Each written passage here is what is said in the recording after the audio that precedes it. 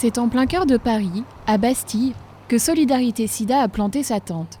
Le but, parler de sexe, de sida et de MST de manière décomplexée. Le pari semble gagner. L'exposition, baptisée Sex in the City, en référence à la série américaine, attire déjà les foules. Il faut compter 1h30 de queue pour entrer. Les gens viennent de tous les horizons. Dans la prévention, effectivement, il y a certaines personnes qui ne se retrouvent pas dans certains modes de prévention justement sur le VIH et qui trouvent ça un peu trop rébarbatif, un peu trop redondant, d'avoir juste un stand avec de la documentation, ce qui est quand même déjà très bien.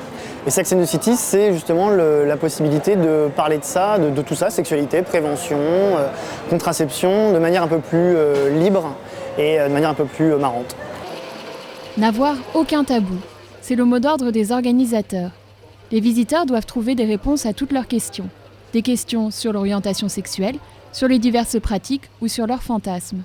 Pour être au plus près des préoccupations de chacun, les situations sont concrètes et les mots justes. Les jeunes, venus en couple ou entre amis, se prennent au jeu. Dans cette atmosphère tamisée, les langues se délient, les questions fusent. Les bénévoles, eux, n'hésitent pas à faire des démonstrations pour expliquer, par exemple, le fonctionnement d'un sextoy. Et dans l'ensemble, ça plaît. On a appris des trucs, on s'est renseigné, puis ils te mettent à l'aise. Enfin, les gens qui expliquent, on est à l'aise.